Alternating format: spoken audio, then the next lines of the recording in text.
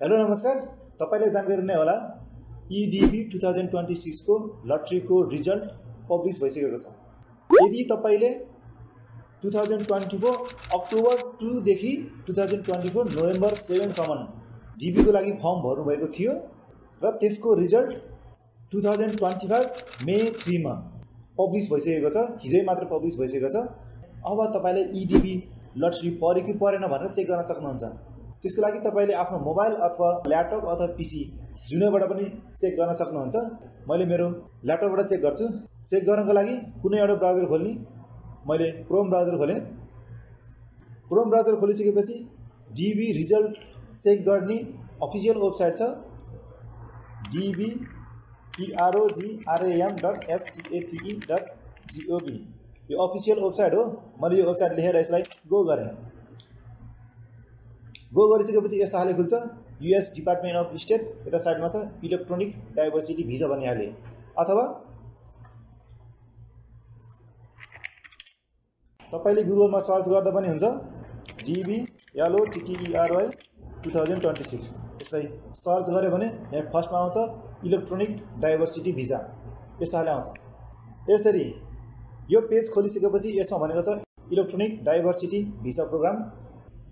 यसमा भनेको छ the entry period of the DB 2026 diversity visa programme was between October 2 2024 and November 7 2024। तपाईले गत वर्ष इङ्ग्लिश डेट 2024 अक्टोबर 2 देखि नोभेम्बर 7 को समयमा DB लटरीको लागि फर्म भर्नु भएको थियो भने अब त्यसको रिजल्ट हिजै मात्र पब्लिश भएको छ र तपाईले अब चेक गर्न सक्नुहुन्छ।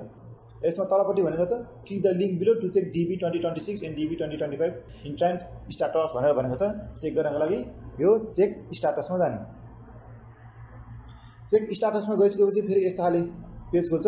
यसमा वेलकम भनेर भनेको छ इन्ट्रान्ट स्टाटस चेक इन्स्ट्रक्सन भनेर भनेको छ। चेक गर्नको लागि हामीले के कुरो चाहिन्छ त? Please be sure to have the entrant confirmation number. तपाईलाई एउटा कन्फर्मेसन नम्बर चाहिन्छ। अर्को लास्ट अथवा फ्यामिली नेम। तपाईको फ्यामिली नेम भनेको तपाईको लास्ट नेम, थर एन्ड इयर अफ बर्थ, तपाईको डेट अफ बर्थको इयर। त्यति तीनटा कुरा हामीले चेक गर्नको लागि चाहिन्छ। यदि तपाईसँग यस्तो खाले पेपर छ भने रेडी राख्नु होला, अथवा तपाईले स्क्रिनशट अथवा कुनै फोटो लिएर राख्नु भएको छ भने त्यसलाई रेडी राख्नु होला। मसँग अहिले मेरो पेपर रेडी छ। त्यसैले अब चेक गरौँ। चेक गर्नको लागि अब कन्टिन्यूमा जाने। कन्टिन्यूमा गइसकेपछि यस्तो खाले आउँछ। यसमा देखाएको छ इन्टर इन्ट्रान्ट इन्फर्मेसन।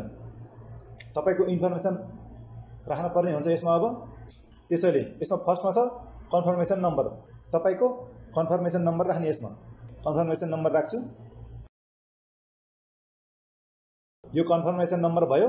यदि तपाईले आफ्नो कन्फर्मेसन नम्बर बिर्सिनु भयो अथवा तपाईले फोटो पनि केही पनि राख्नु भएको छैन भने तपाईले यो फरगट कन्फर्मेसन नम्बरमा गएर पनि चेक गर्न सक्नुहुन्छ।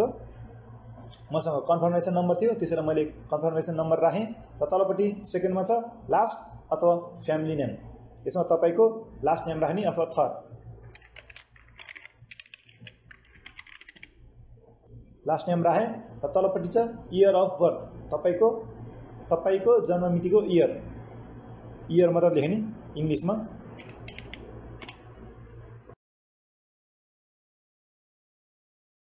र तलपट्टि छ 4 नम्बरमा अथेन्टिकेसन भनेको यो क्याप्चा राख्ने। यसमा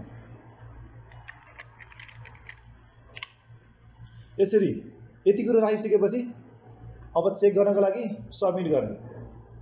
मैले सबमिट गरेँ।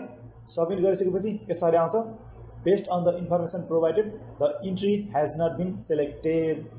तपाईले दिनुभएको इन्फर्मेसन अनुसार हेज नट बी सेलेक्टेड भएन अरे। यदि तपाईले DB लटरी परेको थियो भने तपाईलाई यस्तो खाले आउँछ। यो फोटोमा देखाएको जस्तो खाले have been randomly selected for further processing. यसरी तपाईले सजिलैले आफ्नो मोबाइल अथवा ल्यापटप कम्प्युटरबाट EDB लटरीको रिजल्ट चेक गर्न सक्नुहुन्छ। धन्यवाद।